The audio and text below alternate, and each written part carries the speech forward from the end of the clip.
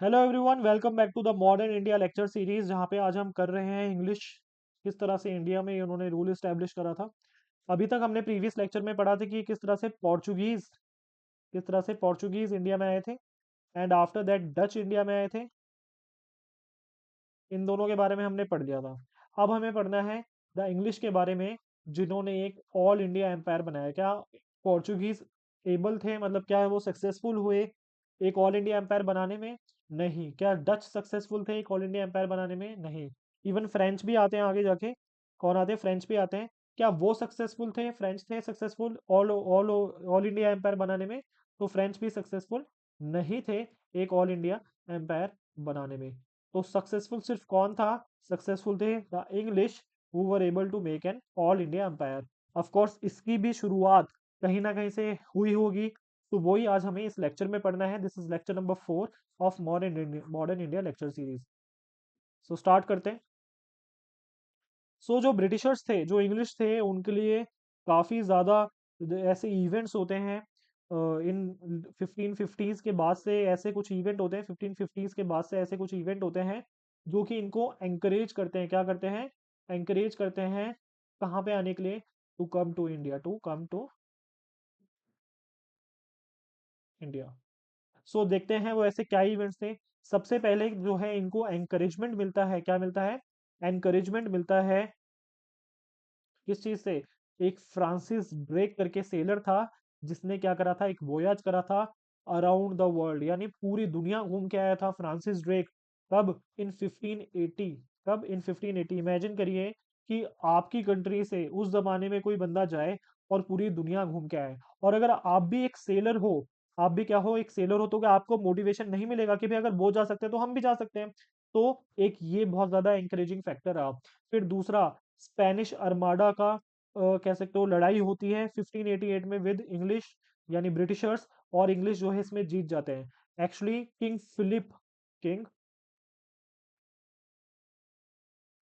Philip to क्या करता है? अटैक करता है इंग्लिश के अगेंस्ट। और वो उसकी कोशिश ये रहती है कि क्वीन एलिजाबेथ को हटा दिया जाए। किसको हटा दिया जाए? क्वीन एलिजाबेथ को हटा दिया जाए। लेकिन जो है किंग फिलिप जो है हार जाता है, किंग फिलिप। और हारने के बाद जो है फिर से वही इंग्लिश जो है, यानी जो ब्रिटिशर्स थे, उनको एनकरेजमेंट मिलती है कि भाई अगर हमने स्पेनिश को हरा दिया है, स्पेनिश की नेवल फ्लीट को हरा दिया है। एक्चुअली जो ये अटैक था, ये नेवी द्वारा करा था। किसके द्वारा करा था? नेवी के द्वारा करा था। तो अगर हम इनकी नेवी को हरा सकते हैं, दैट मीन्स हमारी नेवी जो है, यानी जो ब्रिटिशर्स थे उनकी नेवी जो है वो क्या है? सुपीरियर है। आई होप सबको समझ आ रहा होगा।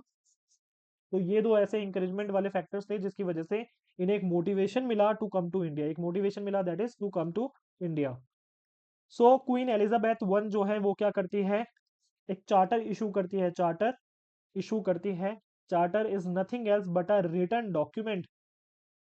रिटन डॉक्यूमेंट किस चीज का? इसमें राइट्स इशू होते हैं, पर्पस लिखा होता है, गोल लिखा रहता है, किसी भी ऑर्गेनाइजेशन का, ग्रुप का, या किसी इंसान का। सबको समझ आ रहा है? तो चार्टर एक तरह से ऑफिशियल डॉक्यूमेंट हो गया, जो कि क्वीन एलिजाबेथ ने दिया। किसको? ईस्ट इंडिया कंपनी को। यानी एक एक कंपनी को क्या करा क्वीन एलिजाबेथ ने? क्या दिया? एक चार्टर दिया। चार्टर मीन्स एक ऑफिशियल डॉक्यूमेंट जिसमें उसके राइट्स लिखे हुए थे, यानी क्या क्या परमिशन है करने की। क्या लिखे थे? राइट्स लिखे थे, पर्पस लिखा था, और बाकी मैंने आपको बता ही दिया। सो अब देखते हैं कि ईस्ट इंडिया कंपनी कैसे स्टैब्लिश होती है। सो 1599 में एक ग्रुप ऑफ इंग्लिश मर्चेंट्स थे, जो कि क्या क्या बुलाते थे अपने आप को बुलाते थे मर्चेंट एडवेंचरर्स। तो ये जो ग्रुप था मर्चेंट एडवेंचरर्स का, ये एक क्या बनाते हैं? कंपनी बनाते हैं 1599 में। क्या बनाते हैं? कंपनी बनाते हैं। और इस कंपनी का नाम होता है governor and the company of Merchants of London trading into east Indies. क्या नाम होता है इस कंपनी का? गवर्नर और governor and company of Merchants of London trading into east Indies. तो ये इस कंपनी को बनाते हैं। और इस कंपनी को जो क्वीन एलिजाबेथ है, सन 1600, दिसंबर 31 सन 1600 में परमिशन देती है चार्टर के द्वारा। मैंने जिस तरह से बताया कि ऑफिशियल डॉक्यूमेंट के द्वारा, कि भाई आप राइट्स, आपके पास राइट्स हैं एक्सक्लूसिव ट्रेडिंग करने के, आपके पास राइट्स हैं एक्सक्लूसिव ट्रेडिंग करने के विद इंडिया। ये चीज़ बहुत इंपॉर्टेंट है, जो एक्सक्लूसिव वर्ड है ये बहुत इंपॉर्टेंट है। यानी अगर इंग्लैंड से, यानी अगर और इंग्लैंड और इंडिया के बीच में अगर कोई ट्रेड कर सकता है, तो वो एक्सक्लूसिवली वो सिर्फ कौन कर सकता है, वो कर सकता है ईस्ट इंडिया कंपनी। कौन कर सकती है? East India company. यानी ईस्ट इंडिया कंपनी का पूरा नाम क्या था? Governor and the company of Merchants of London trading into east Indies. ये इनका लोगो था, ये मैंने आपको दिखाया, ये इनका पूरा लोगो था, ये जो यहाँ पे बन रखा है। ठीक है, तो इनको चार्टर इशू हो गया है अब, जो कि क्वीन एलिजाबेथ वन ने करा है। सो इनिशियली जो है कंपनी के पास मोनोपोली होती है 15 साल की। जब क्वीन एलिजाबेथ एक चार्टर इशू करती है, तो बोलती है, मतलब उस चार्टर में लिखा रहता है कि भैया 15 साल तक आपके अलावा कोई भी ट्रेड नहीं कर सकता इंडिया के साथ। लेकिन आगे जाके 1609 में क्या होता है, इसको एक्सटेंड कर दिया जाता है, इसको क्या कर दिया जाता है, इसको एक्सटेंड कर दिया जाता है इन्फानाइटली। यानी ये जो 15 साल थे, इसको इन्फानाइटली एक्सटेंड कर दिया जाता है। यानी अब कंपनी की मोनोपोली रहती है लंबे लंबे टाइम तक, कोई एक डेट मेंशन नहीं होती है। यानी इंडिया और इंग्लैंड के बीच में अगर कोई ट्रेड कर सकता है फ्रॉम इंग्लैंड, तो वो सिर्फ कौन कर सकता है? That is east India company. फिर जो डच थे वो ऑलरेडी अपना कंसंट्रेशन कहाँ कर रहे थे? ईस्ट इंडीज पे कर रहे थे। ईस्ट इंडीज यानी जावा वाला रीजन जो था, जो जावा वाला रीजन था, प्रीवियस लेक्चर आप देखिएगा, वहां पे डच का ध्यान था। इसी वजह से जो इंग्लिश थे उनका ध्यान कहाँ पे रहा? उनका ध्यान रहा इंडिया पे। और वो इंडिया आते हैं in the search of textiles and other commodities of trade. तो मैंने आपको बताया था कि किस तरह से डच जो थे स्टार्टिंग में कोशिश तो करते हैं इंडिया में थोड़ी बहुत एस्टेब्लिशमेंट करने की, लेकिन जब उनको लॉसेस फेस करने पड़ते हैं और उनको अच्छे से कंटेंडर्स मिलते हैं पोर्चुगीज और इंग्लिश के रूप में, तो वो क्या करते हैं, अपना सारा ध्यान स्पाइस आइलैंड्स जो थे, इंडोनेशिया के जो स्पाइस आइलैंड्स जो थे, वहां पे अपना कंसंट्रेशन पूरा करते हैं। और जब जो इंग्लिश थे, जब देखते हैं कि भाई डच ने तो अच्छी स्टेब्लिशमेंट बना रखी है स्पाइस आइलैंड्स में, तो इंग्लिश जो है कहाँ कंसंट्रेट करते हैं? इंडिया में। एक्चुअली इनके बीच में कॉम्प्रोमाइज़ भी होता है, ये मैंने आपको प्रीवियस लेक्चर में बताया था कि भाई इंग्लिश कहते हैं कि भैया भाई हम इंडिया में कंसंट्रेट करेंगे, और डच कहते हैं कि हम स्पाइस आइलैंड्स में कंसंट्रेट करेंगे, आप हमें इंटरफेयर मत करिएगा, हम आपके काम में इंटरफेयर नहीं करेंगे। सो कैप्टन हॉकिंस हैं, वो आते हैं जहांगीर की कोर्ट में 1609 में। कैप्टन हॉकिंस जो है किसकी कोर्ट में आते हैं? 1609 में जहांगीर की कोर्ट में। और कोशिश कोशिश करते हैं कि इन्हें क्या मिल जाए? परमिशन मिल जाए एक फैक्ट्री बनाने की। एक क्या बनाने की? एक फैक्ट्री बनाने की। कहाँ पे? सूरत में। सूरत में। लेकिन उस जमाने में पोर्चुगीज का काफी ज्यादा दबदबा था जहांगीर की कोर्ट में। वो अच्छा खासा वो एस्टेब्लिशमेंट उन्होंने बना रखी थी।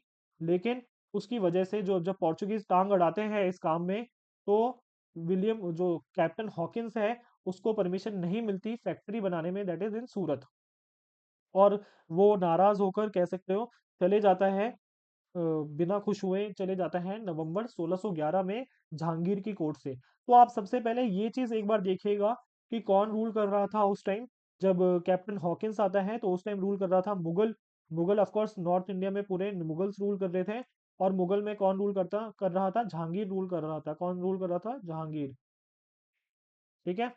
और क्या ये परमिशन दे देते हैं सूरत में फैक्ट्री एस्टेब्लिशमेंट करने की? ये परमिशन नहीं देते, क्योंकि पोर्चुगीज एक तरह से इसमें इंटरफेरेंस करते हैं। फिर 1611 में जो इंग्लिश हैं, यानी जो ब्रिटिशर्स हैं, वो मसूलीपट्टनम, यहाँ पे है मसूलीपट्टनम में, आंध्र साइड। तो मसूलीपट्टनम में क्या करते हैं? ट्रेडिंग स्टार्ट कर देते हैं, that is in the south eastern coast of India. और बाद में क्या करते हैं? 1616 में यहाँ पे मसूलीपट्टनम में अपनी फैक्ट्री भी स्टैब्लिश करते हैं। मसूलीपट्टनम में फैक्ट्री भी स्टैब्लिश करते हैं। और यहाँ पे इसको अपना साउथ ईस्ट या फिर साउथ इंडिया में क्या बना लेते हैं? इसको हेडक्वार्टर बना लेते हैं। इसको क्या बना लेते हैं? हेडक्वार्टर बना लेते हैं। ठीक है। आगे जाके ये हेडक्वार्टर शिफ्ट कर देते हैं कहाँ पे? मद्रास में। लेकिन इनिशियली साउथ इंडिया में इनका जो हेडक्वार्टर था वो कहाँ था? मसूलीपट्टनम में। बात करी जाए अगर 1612 की, मैंने बताया था कि किस तरह से कैप्टन विलियम हॉकिंस आते हैं कहाँ पे? जहांगीर की कोर्ट में, और नाराज होके या फिर नाखुश होके चले जाते हैं, क्योंकि उन्हें परमिशन नहीं मिलती सूरत में एक फैक्ट्री बनाने की। लेकिन 1612 में एक ऐसा इवेंट होता है जो कि हमने प्रीवियसली भी डिस्कस करा हुआ है। और उस इवेंट में क्या होता है? कैप्टन थॉमस जो है, कौन? कैप्टन थॉमस बेस्ट क्या करते हैं? हरा देते हैं पोर्चुगीज को समुद्र में, इन द कोस्ट ऑफ, या फिर इन द सी ऑफ सूरत। तो जो सी ऑफ सूरत है वहां पे क्या क्या है, पोर्चुगीज और इंग्लिश के बीच में क्या होती है, लड़ाई होती है। और उसमें कौन जीतता है, उसमें जीतते हैं इंग्लिश जीतते हैं। और किसकी कैप्टनसी में होता है, that is the captain Thomas best. तो कैप्टन थॉमस बेस्ट जो है डिफीट कर देते हैं पोर्चुगीज को इन द सी ऑफ सूरत। इसकी वजह से, ये मैंने पहले भी बताया आपको, इसकी वजह से जो है जहांगीर जो है काफी ज्यादा खुश हो जाता है। जहांगीर जो है इम्प्रेस हो जाता है इंग्लिश से, यानी ब्रिटिशर्स से, क्योंकि अभी तक उसे लगता था जहांगीर को कि सी पे अगर दबदबा है तो किसका है, पोर्चुगीज का। लेकिन जब वो देखता है कि किस तरह से इंग्लिश जो है वो पोर्चुगीज को हरा चुके हैं इन द सी ऑफ सूरत, तो ऑफ कोर्स ये न्यूज़ तो पहुंचती होगी। तो जब उसके पास ये न्यूज़ मिली कि भाई कौन, दैट इज जो इंग्लिश है उन्होंने हरा दिया है पोर्चुगीज को, तो वो क्या करता है, बहुत ज्यादा इंप्रेस हो जाता है और इंग्लिश को परमिशन दे देता है 1613 में एक फैक्ट्री एस्टेब्लिशमेंट करने की। कहाँ पे, सूरत में, कि भाई आप सूरत में फैक्ट्री बनाना चाहते थे, आप बना दीजिए, क्योंकि हम आपसे बहुत ज्यादा इंप्रेस हैं। और ये फैक्ट्री बनाने की परमिशन किसको मिलती है, फैक्ट्री बनाने की परमिशन मिलती है थॉमस एल्डवर्थ को। किसको, थॉमस एल्डवर्थ को। आई होप सबको समझ आ रहा होगा। सो अभी तक जहांगीर ने जो मना करा था, फैक्ट्री बनाने की परमिशन नहीं दी थी, कैप्टन थॉमस बेस्ट जब पोर्चुगीज को हरा देते हैं उसके बाद परमिशन इन्हें मिल जाती है सूरत में फैक्ट्री एस्टेब्लिशमेंट करने की। सो 1615 में, इन 1615, सर थॉमस रो है क्या करते हैं, केम टू, मतलब ये जहांगीर की कोर्ट में आते हैं। ये एम्बेसडर बन के आते हैं जेम्स वन, जो किंग था इंग्लैंड का, इंग्लैंड का जो किंग था जेम्स वन, ये क्या करते हैं, इसकी कोर्ट में आते हैं सर थॉमस रो। और किसकी कोर्ट में आते हैं, जहांगीर की कोर्ट में आते हैं। और यहाँ पे रहते हैं टिल 1619 तक रहते हैं। वैसे तो ये अनसक्सेसफुल रहते हैं कमर्शियल ट्रीटी साइन करवाने में विद मुगल एम्परर। जहांगीर के साथ कोई बड़ी ट्रीटी ये साइन नहीं कर पाते, लेकिन थोड़ी बहुत प्रिविलेजेस ले लेते हैं, जैसे कि फैक्ट्री बनाने की परमिशन ले लेते हैं sir Thomas raw from Jahangir. और कहाँ पे factories, in Agra, Ahmedabad and broach. तो यहाँ पे फैक्ट्री बनाने की परमिशन ले लेते हैं, लेकिन ऐसा कोई बड़ी ट्रीटी ये साइन नहीं कर पाते विद द मुगल एम्परर। और स्टार्टिंग में जो है इंग्लिश जो है बहुत आसानी से, इतना आसानी से ये लोग प्रोग्रेस नहीं कर पाते, इनकी ग्रोथ जो है उसमें अड़चन आती है in the form of Portuguese and the Dutch. तो स्टार्टिंग में जो है इनको कंपटीशन मिलता है, एक तरह से एनिमीज होते हैं पोर्चुगीज और डच इनके इंडिया में। ऑफ कोर्स अगर वो भी ट्रेडर्स हैं, पोर्चुगीज भी ट्रेडर्स हैं, डच भी ट्रेडिंग करना चाहते हैं, तो ऑफ कोर्स ये आपस में नेचुरल एनिमी बन जाएंगे। ठीक है।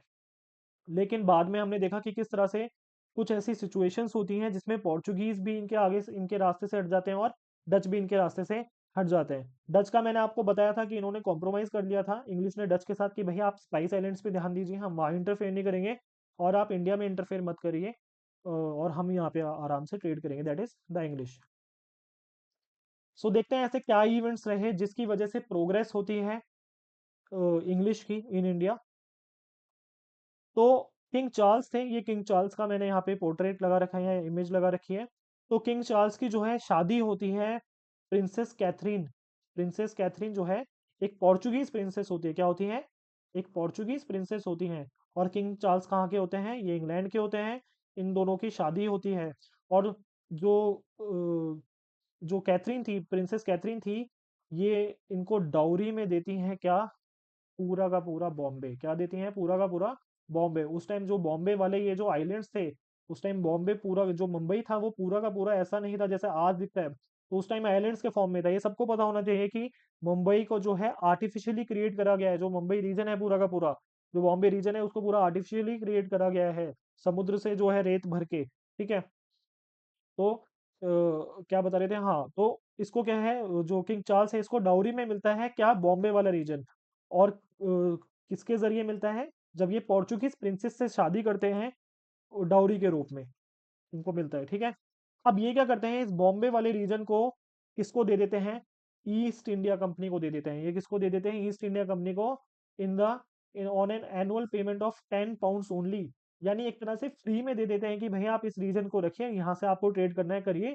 इन 1668 तो ईस्ट इंडिया कंपनी को इतना बढ़िया एरिया मिल जाता है वेस्टर्न साइड में, वेस्टर्न साइड ऑफ इंडिया। ठीक है, in the form of Bombay. फिर ये लोग क्या करते हैं, सूरत से अपना हेडक्वार्टर शिफ्ट कर देते हैं Bombay. So Bombay was made the headquarter by shifting the seat of the western presidency from Gujarat. तो वेस्ट वाली साइड जो प्रेसिडेंसी थी या फिर वेस्ट वाली साइड जो ईस्ट इंडिया कंपनी थी, उसको उसका हेडक्वार्टर अब कहाँ शिफ्ट हो गया है, बॉम्बे शिफ्ट हो जाता है 1687 में। तो हम देख रहे हैं कि किस तरह से धीरे धीरे ये प्रोग्रेस करते जा रहे हैं। सबसे पहले ये कहाँ पे इन्होंने फैक्ट्री स्टैब्लिश करी, सूरत में स्टैब्लिश करी। फिर कहाँ पे इन्होंने इनको बॉम्बे मिल गया इस तरह से, मसूलीपट्टनम हमने बताया था, इनको बॉम्बे मिल गया मसूलीपट्टनम। मैंने मैंने बताया था कि इनको 1616 में मसूलीपट्टनम में क्या करते हैं, अपना ट्रेडिंग करते हैं, फैक्ट्रीज स्टैब्लिश करते हैं। तो इस शादी की वजह से ये जो किंग चार्ल्स और ये जो प्रिंसेस कैथरीन है, इसकी वजह से, और ये जो डोनेशन होती है बॉम्बे की वजह से, बॉम्बे में, तो इंग्लिश और पोर्चुगीज के बीच में एक तरह से टैसिट पीस हो जाता है। क्या होता है, एक तरह से टैसिट पीस हो जाता है। और ये एक शांति समझौते की तरह समझ लो इस चीज को। और एक तरह से जो इनके बीच में एनिमी एनिमी चल रहा था, वो चीज थोड़ी सी जो मामला है दब जाता है। फिर मैंने बताया था जो एंग्लो डच थे, यानी ब्रिटिशर्स और जो डच के बीच में है, वो कॉम्प्रोमाइज हो जाता है। और डच जो है एग्री करते हैं कि भाई हम आपके ट्रेड जो हो रहा है इंडिया में उसमें इंटरफेयर नहीं करेंगे, लेकिन आप भी हमारे जो स्पाइस आइलैंड्स में ट्रेड हो रहा था उसमें आप इंटरफेयर मत करिए। फिर बात करी जाए, फिर कंपनी जो है, कंपनी को एक गोल्डन फरमान मिलता है। क्या मिलता है, गोल्डन फरमान। गोल्डन फरमान मीन्स, फरमान एक तरह का डॉक्यूमेंट ही हो गया, एक तरह की परमिशन वाला डॉक्यूमेंट हो गया कि भाई आपको परमिशन मिलती है। देखते हैं किस चीज़ की इनको परमिशन मिलती है।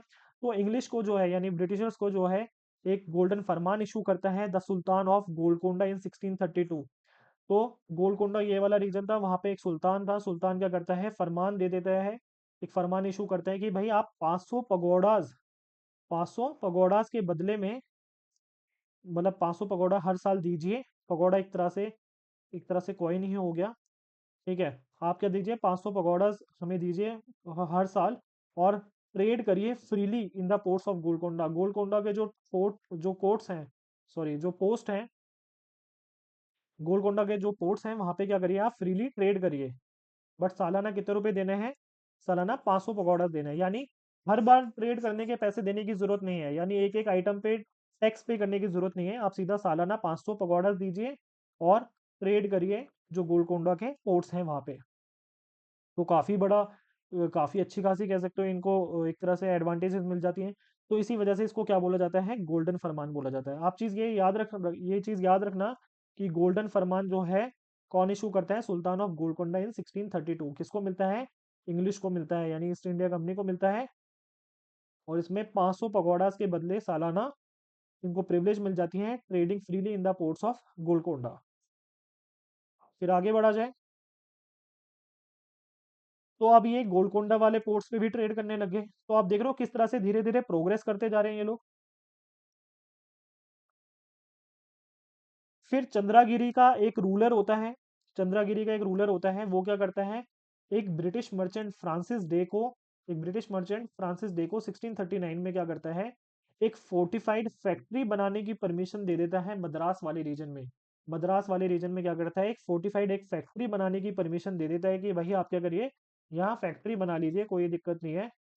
और बाद में जाके जो इंग्लिश है यहाँ पे जब फैक्ट्री बनाते हैं इस मद्रास वाले रीजन में, इसका ये नाम रखते हैं सेंट जॉर्ज। क्या नाम रखते हैं इसका, Saint George Fort, Saint George इसका नाम रखते हैं। और ये मैंने जो इमेज लगा रखी है, ये रिसेंटली टेकन इमेज है फोर्ट फोर्ट सेंट जॉर्ज की। और यहाँ पे जो तमिलनाडु की लेजिस्लेटिव असेंबली है वो यहीं पर होती है। तमिलनाडु की जो लेजिस्लेटिव असेंबली है वो यहीं पे फंक्शन करती है। ठीक है, तो अब मद्रास में क्या होता है, इन्होंने एक फोर्ट बना लिया है, that is Fort Saint George. इस चीज का नाम याद रखना आप, कि मद्रास में ये क्या एस्टेब्लिश करते हैं, फोर्ट सेंट सेंट जॉर्ज। और पूरा का पूरा जो मद्रास रीजन है इसके चारों तरफ ही ग्रो करना स्टार्ट करता है फोर्ट सेंट जॉर्ज के बाद। तो ये क्या करते हैं, अपना हेडक्वार्टर जो पहले मसूलीपट्टनम था उसको शिफ्ट कर देते हैं मद्रास में, that is to Fort Saint George. अब साउथ इंडिया में भी इन्होंने इस तरह से स्टेब्लिशमेंट कर दिया। फिर अब ये जाते हैं उड़ीसा वाले साइड 1633 में।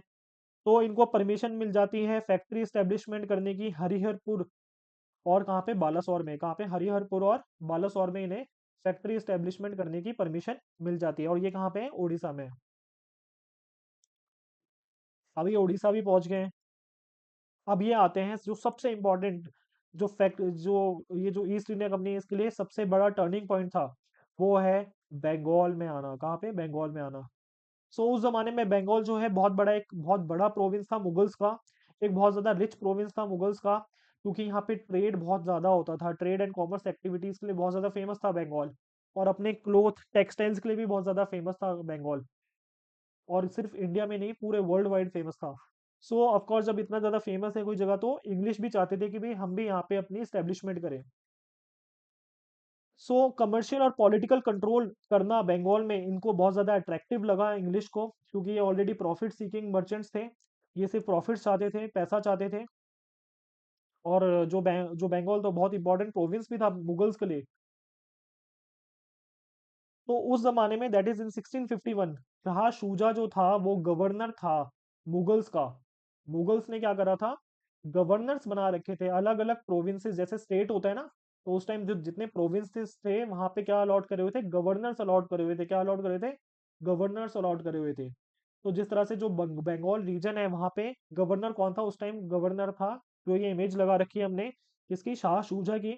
तो इसने क्या करा कि भाई सालाना 3,000 रुपए की पेमेंट में ईस्ट इंडिया कंपनी को परमिशन दे दी कि भाई आप ट्रेड करिए ड्यूटी फ्री। क्या करिए? ड्यूटी फ्री, मतलब आपको कोई ड्यूटी पे करने की जरूरत नहीं है। मतलब जैसे फॉर एग्जांपल कोई भी, जैसे फॉर एग्जांपल भाई 100 किलो भाई कपड़ा है कोई, उस पे अगर ट्रेड करना है, तो पहले क्या होता था, 100 किलो कपड़े पे ड्यूटी देनी पड़ेगी आपको। आप कुछ भी ट्रेड कर रहे हो, आपको आपको उस पर ड्यूटी या फिर टैक्स देना पड़ेगा। सबको समझ आ रहा है? लेकिन अब इसने क्या करा, शाह शुजा ने क्या करा कि इसको इतना ज्यादा इतना दूरदर्शी नहीं होगा ये ऑफ कोर्स, जो इसने 3,000 रुपए के बदले में सीधा क्या करा इनको ड्यूटी फ्री ट्रेड दे दिया। तो इसने क्या करा, जो कंपनी को सिर्फ 3,000 रुपये पे करने थे, और अपना नो ड्यूटी पे करनी थी किसी भी सामान पे। ठीक है? तो ऑफ कोर्स ये बहुत ज्यादा एडवांटेजेस था फॉर द कंपनी। और ये शाह शुजा ने भी अंडर एस्टिमेट करा होगा कि उसको लगता होगा यार ट्रेडर सीखने में कोई नहीं, एक फिक्स पेमेंट आ रही है, अपना चल रहा है। तो ये क्या करते हैं, फैक्ट्रीज इस्टेब्लिश करते हैं। द ईस्ट इंडियन कंपनी जो है, या इंग्लिश जो है, अपनी फैक्ट्रीज इस्टेब्लिश करते हैं। हुगली में ये अपनी फैक्ट्री बनाते हैं 1651 में। और ये फैक्ट्रीज कहाँ बनाते हैं? कासिम बाजार में फैक्ट्री बनाते हैं, पटना में और राजमहल में अपनी फैक्ट्रीज इस्टेब्लिश करते हैं। और कंपनी की प्रिविलेजेस देने के बाद भी ये जो मुगल्स हैं, जब इनको कहते हो कि मतलब इनको मुगल कहते हैं कि भाई ठीक है आप 3,000 दीजिए, आप ड्यूटी फ्री टैक्स करिए, वो ट्रेड करिए ड्यूटी फ्री। ठीक है, लेकिन स्टिल जो है कंपनीज को कहीं ना कहीं थोड़ी बहुत दिक्कत आती थी, कस्टम ऑफिसर्स के द्वारा वो परेशान करते थे, लोकल चेक पॉइंट्स पे इनको परेशानी होती थी। ठीक है, क्योंकि वो लोग पैसे मांगते थे टोल के रूप में। तो फिर ये कहते थे भाई हम तो ऑलरेडी 3,000 दे रहे हैं, लेकिन कहीं ना कहीं एक तरह से इरिटेटिंग फैक्टर था कंपनी के लिए बंगाल में काम करना। तो कंपनी वाले क्या करते हैं, जो हुगली वाला रीजन है वहां पे फोर्टिफिकेशन करने की कोशिश करते हैं। क्या करते हैं? फोर्टिफिकेशन करने की कोशिश करते हैं। और इवन वहां के जो कुछ लोकल ट्रेडर्स थे उनको भी परेशान करते हैं, लोकल ट्रेडर्स को भी परेशान करते हैं।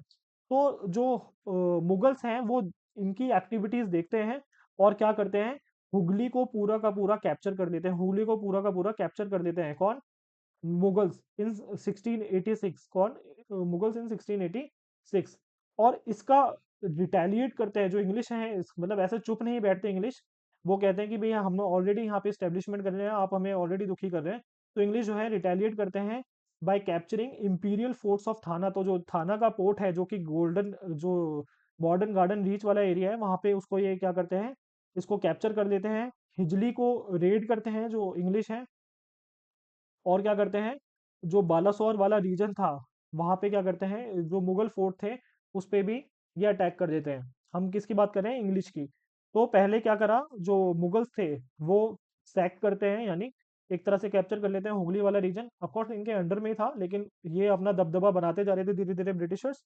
लेकिन इनके पूरे उस पर पानी फेर देते हैं, दैट इज मुगल्स का जो अटैक होता है। सो इंग्लिश जो है उनको भागना पड़ता है हुगली वाले रीजन से। और इनको जो माउथ ऑफ रिवर गंगा है यहाँ पे कहीं पे अपना एक नकली सा एक टेम्परेरी सेटलमेंट बनाना पड़ता है, क्योंकि उस टाइम काफी ज्यादा पावरफुल थे मुगल्स। तो जो मुगल रेड हुगली में होती है उसके बाद जॉब चारनोक जो है कंपनी के एजेंट थे, ये नेगोशिएशन स्टार्ट करते हैं मुगल्स के साथ। ये क्या करते हैं? नेगोशिएशन स्टार्ट करते हैं मुगल्स के साथ। और ये इस तरह से बातचीत करते हैं कि मुगल्स इनके साथ एक ट्रीटी साइन करते हैं। मुगल्स इनके साथ एक ट्रीटी साइन करते हैं कहाँ पे, कि भाई आप सुल्तानुती जो एरिया है, हुगली के पास जो सुल्तानुती एरिया है, वहां पे क्या करिए, अपनी फैक्ट्रीज बनाइए, फैक्ट्री बना लीजिए, कोई दिक्कत नहीं है। लेकिन पिछली बार वाला जो दबदबा आप कोशिश कर रहे थे करने की, वो चीज़ नहीं करिए। ठीक है, तो सुल्तानुती में ये अपनी ये फैक्ट्रीज स्टैब्लिश करने करने की परमिशन ले लेते हैं। और क्या करते हैं, सिर्फ सालाना वही 3000 पेमेंट करते हैं, इन ल्यू ऑफ ऑल ड्यूज। तो जितने भी ड्यूज होते हैं उसके बदले में ये क्या करते हैं, सिर्फ सालाना 3000 रुपये देने का ये पूरा का पूरा एक ट्रीटी साइन कर देते हैं। अब ये जो इंग्लिश थे, इनको एक तरह से मौका चाहिए था कि ठीक है, फैक्ट्री तो हमने बना दी, हमें बनाना है, मेन जो हमें बनाना है वो है फोर्ट। क्योंकि आगे जाके फोर्ट जो है हमारा मिलिट्री बेस बनेगा, आगे जाके फोर्ट जो है हमारा मिलिट्री बेस बनेगा। क्योंकि धीरे धीरे लालच जो है इंसान का बढ़ता है, तो ऑफ कोर्स जब इनका भी लालच बढ़ा तो इन्होंने देखा कि भाई हम सिर्फ ट्रेड ही क्यों करें, हम सिर्फ ट्रेड ही क्यों करें, आगे देखेंगे इसका भी बहुत बड़ा रीजन था।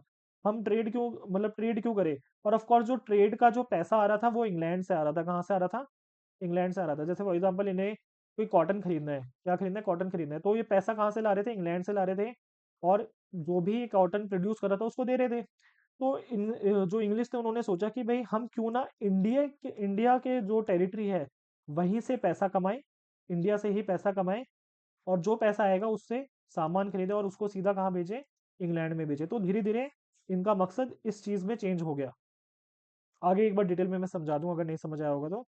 तो ये क्या, मतलब अभी इतना देखिए, ये कोशिश ये कर रहे थे फोर्ट बनाने की, क्या बनाने की, फोर्ट बनाने की। ऑफ कोर्स इतना इंपॉर्टेंट एरिया है बंगाल रीजन, मैंने आपको ऑलरेडी बताया, बहुत पैसे वाला प्रोविंस था। सो एक एक छोटा सा इंसिडेंट होता है, जो बर्धमान डिस्ट्रिक्ट है, वहां का जो जमींदार था शोभा सिंह, वहां का जो जमींदार था शोभा सिंह, वो अटैक कर देता है इंग्लिश के अगेंस्ट। क्या करता है, इंग्लिश के अगेंस्ट अटैक कर देता है, और इसी का बहाना बनाकर जो है इंग्लिश जो है सुल्तानुती एरिया में जो उनकी फैक्ट्रीज थी, सुल्तानुती एरिया में जो इनकी फैक्ट्रीज थी उसको क्या करते हैं, फोर्टिफाई कर देते हैं। क्या कर देते हैं, फोर्टिफाई बना कर देते हैं, या फोर्ट बना देते हैं उसके चारों तरफ। ठीक है, बनाना स्टार्ट कर देते हैं फोर्ट। और यहीं से इनका जो है मिलिट्री वाला रूप देखने को मिलता है, आगे जाके देखेंगे कैसे। सो 1698 में जो इंग्लिश हैं वो सक्सेसफुल होते हैं परमिशन लेने के लिए। और क्या करते हैं, इनको जमींदारी मिल जाती है 3 विलेजेस की। सुतानुती के जो विलेजेस हैं, गोविंदपुर और कालीघाट जो रीजन है वहाँ के जो विलेजेस हैं, उनकी क्या मिलती है, इन्हें परमिशन मिल जाती है जमींदारी करने की, सिर्फ 1200 रुपये में देकर। कितने रुपए में, 1200 रुपये में देकर। ऑफकोर्स ये काफी ज्यादा डिप्लोमेटिक और डिप्लोमेटिकली भी बहुत ज्यादा सक्सेसफुल थे। सोचो सिर्फ 1200 रुपये में, 3000 रुपये में, ठीक है, इनको क्या मिल रही है, जमींदारी मिल जा रही है, कोई टैक्स फ्री, इनको टैक्स फ्री करने का काम मिल जा रहा है, भाई आप ट्रेड करिए बिना बिना कोई टैक्स दिए, सिर्फ 3000 रुपये दे दीजिएगा साल का।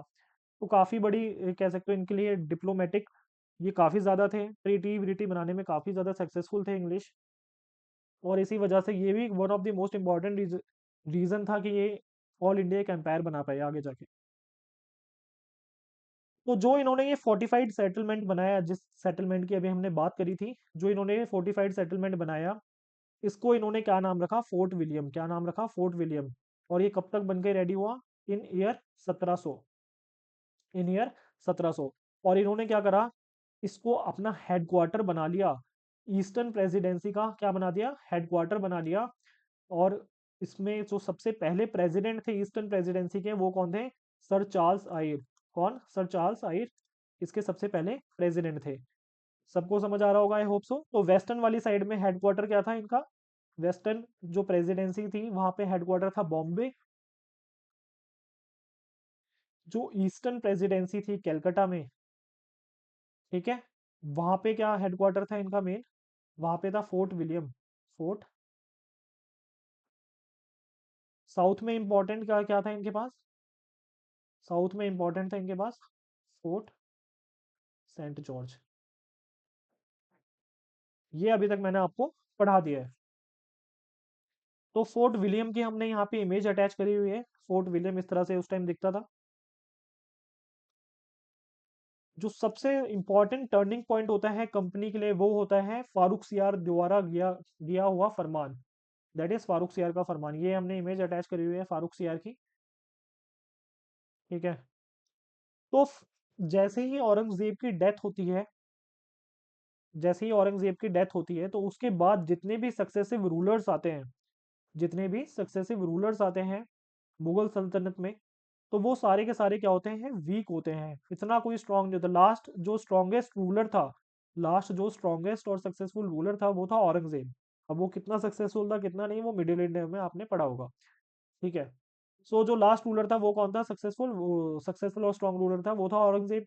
तो उसके बाद जितने भी सक्सेसर्स आते हैं, वो काफ़ी ज़्यादा वीक होते हैं और मुगल सल्तनत जो है, धीरे-धीरे कमज़ोर होना स्टार्ट हो जाती है और उसमें फूट डलना स्टार्ट हो जाती है। और आगे जाके धीरे-धीरे कुछ 2 साल, 3 साल, कुछ महीने ऐसे रूलर्स आते हैं मुगल सल्तनत में कि भई 2 साल रूल कर रहे हैं, 6 महीने रूल कर रहे हैं, इस तरह से। तो उसी तरह से जो फारूक सियार है, वो एक मुगल रूलर आता है। आई गेस ये 1717 में आता है। कब आता है? 1717 में आता है। 1717 में आता है। और ये क्या करता है, इसकी जो है ना बहुत ज़्यादा तबीयत खराब होती है। इसकी जो है तबीयत, ये बहुत ज़्यादा इल होता है। और एक इंग्लिश एजेंट होता है, एक इंग्लिश छोटा सा एक इवेंट बता रहा हूँ, इंग्लिश एजेंट होता है, उसका नाम होता है विलियम हैमिल्टन। विलियम हैमिल्टन, वो इसकी कोर्ट में आता है, इसको देखता है और इसको ठीक कर देता है। विलियम हैमिल्टन क्या करता है, जो फारूक सियार है, उस जब वो बीमार होता है फारूक सियार, उसको ठीक कर देता है। तो इससे खुश होके, इस चीज़ से खुश होके, जो इंग्लिश हैं, जो ब्रिटिशर्स हैं, वो क्या करते हैं, एक फरमान लेने में काफ़ी सक्सेसफुल हो जाते हैं फ्रॉम द फारूक सियार। तो ये फारूक सियार एक फरमान इनको इशू कर देता है, भैया आप लोगों ने मेरी जान बचाई, तो आपको मैं बहुत सारी प्रिविलेजेस दूंगा इन इंडिया। सो फरमान में क्या होता है, फरमान मैंने बताया एक तरह का रिटन डॉक्यूमेंट हो गया। ये यहाँ पे देखो अटैच है एक इमेज, जिसमें लिखा हुआ है सारी चीज़ें। तो इस फरमान में क्या होता है, सबसे पहला बहुत सारी मेजर प्रिविलेजेस होती हैं, जो कि ईस्ट इंडिया कंपनी की जो ट्रेडिंग पावर है वो बढ़ा देती हैं। क्या बढ़ा देती हैं? ईस्ट इंडिया कंपनी की जो ट्रेडिंग पावर है वो बढ़ा देती है। अब ये जो फारूक सियार का फरमान है, ये one of the most important, या वन ऑफ द नहीं छोड़ो, ये मोस्ट इम्पोर्टेंट इवेंट है एक तरह से हिस्ट्री में, जिसकी वजह से जो इंग्लिश है, यानी जो ब्रिटिशर्स हैं, वो इंडिया में रूल इस्टेब्लिश करने में सक्सेसफुल होते हैं। यानी जो इनिशिएटिंग पॉइंट है वो यही है, इंडिया में रूल इस्टेब्लिश करने के लिए सक्सेसफुल होता है। अब देखते हैं क्या क्या इनको एडवांटेजेस मिलती है। सो सबसे पहला, फारूक सियार के फरमान में ये लिखा रहता है कि भाई आप ड्यूटी फ्री ट्रेड करिए बंगाल में। क्या करिए? ड्यूटी फ्री ट्रेड करिए बंगाल में। बस सालाना कितने रुपए देने हैं? 3,000 रुपए देने हैं मुगल गवर्नमेंट को। यानी मुगल सरकार को क्या दीजिए? सालाना 3,000 रुपए दीजिए। और आप क्या करिए? ड्यूटी फ्री ट्रेड करिए, आपको कोई टैक्स पे करने की जरूरत नहीं है।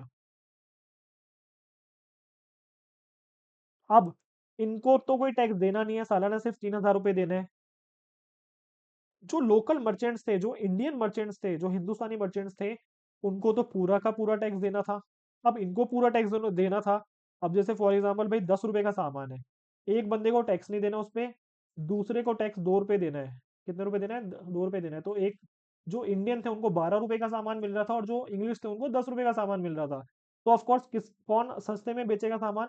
जो इंग्लिश थे वो सस्ते में बेचेंगे। तो इसकी वजह से क्या था, डिसएडवांटेज मिल रही थी इंडियन मर्चेंट्स को। और जो इंग्लिश थे वो क्या कर रहे थे, अपनी मोनोपोली बना रहे थे। जो ईस्ट इंडिया कंपनी थी, वो क्या कर रही थी, अपनी मोनोपोली बना रही थी इस परमिशन की वजह से। तो देख रहे हो कि किस तरह से जो है, कंपनी जो है एक तरह से स्ट्रॉन्ग और पावरफुल उभर के आ रही है धीरे धीरे। फिर दूसरा है, सेम इन्हें परमिशन मिलती है 10,000 रुपए के बदले में। सेम इन्हें परमिशन मिलती है 10,000 रुपए के बदले में, कि भाई 10,000 रुपए दीजिए, और गुजरात और जो डेक्कन का ट्रेड है वहां पे भी ड्यूटी देने की जरूरत नहीं है। सालाना 10,000 रुपए दीजिए, और गुजरात और सूरत का जो रीजन है, वहां पे क्या करिए? ड्यूटी फ्री ट्रेड करिए। ठीक है, गुजरात और डेक्कन का जो रीजन है वहां पे ड्यूटी फ्री ट्रेड करिए। तो सेम वही, अब यहाँ पे जो है मुगल ऑफिशियल्स जो है वो अब इंटरफेयर नहीं कर सकते थे। मुगल ऑफिशियल्स जो है इंटरफेयर नहीं कर सकते थे in the trade off the English and the Britishers. I hope सबको समझ आ रहा होगा।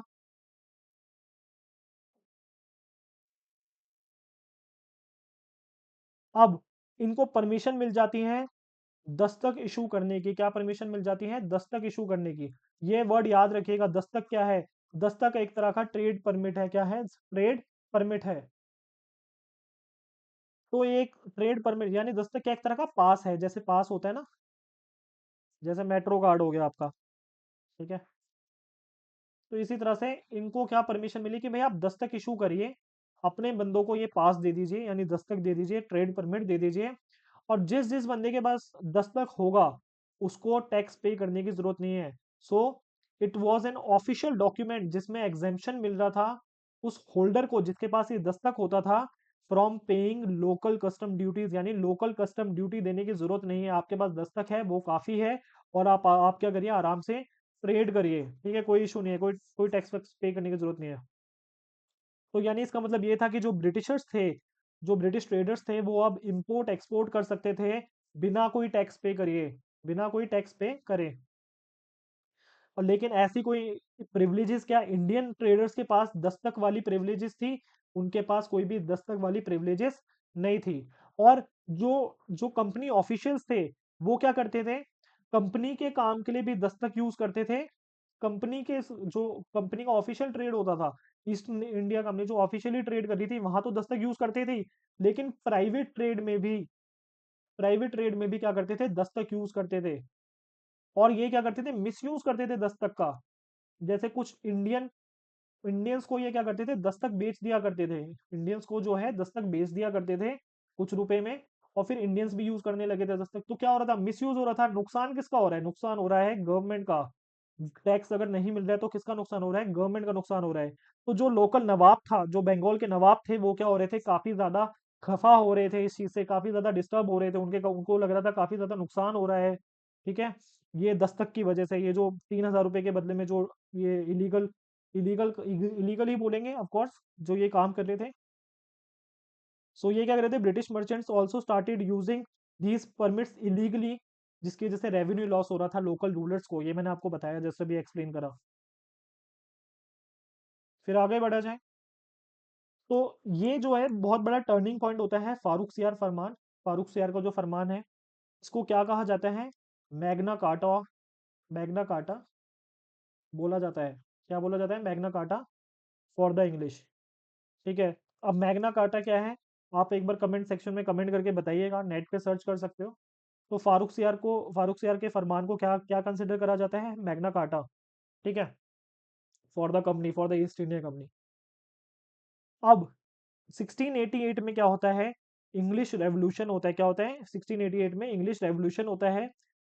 और जो विक्स होते हैं इंग्लिश रेवोल्यूशन में, अपना इन्फ्लुएंस और अपने इन्फ्लुएंस के जरिए क्या करते हैं, कोशिश करते हैं कि जो ईस्ट इंडिया कंपनी की मोनोपोली थी वो टूट जाए। ईस्ट इंडिया कंपनी को पता था सबको, अभी मैंने बताया था स्टार्टिंग में लेक्चर के, ईस्ट इंडिया कंपनी को मोनोपोली मिली थी। तो जो विक्स थे इंग्लिश रेवोल्यूशन में, वो क्या करते हैं, इसके अगेंस्ट ऑपोजिशन रखते हैं कि भाई ऐसा क्या है, कंपनी को सिर्फ इसी कंपनी को क्यों मिले, इसी कंपनी को ट्रेड करने की इजाजत क्यों मिले।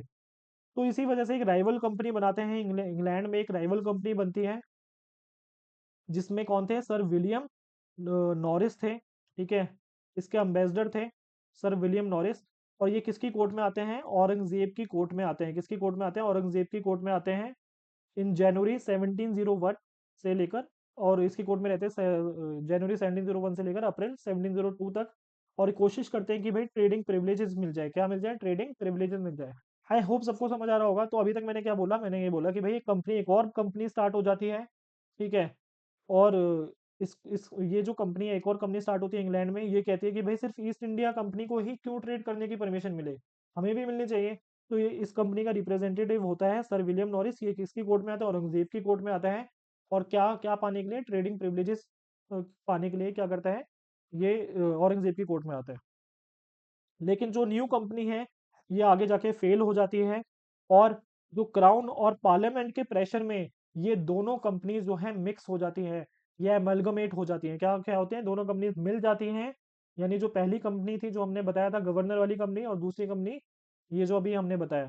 ठीक है, तो इन दोनों, जैसे ही ये दोनों कंपनीज मिलती हैं, इसका पूरी कंपनी का नाम क्या हो जाता है, सिंगल कंपनी का नाम होता है United Company of Merchants of England trading to the East Indies. United Company of Merchants of the England trading to the East Indies. I hope सबको समझ आ रहा होगा।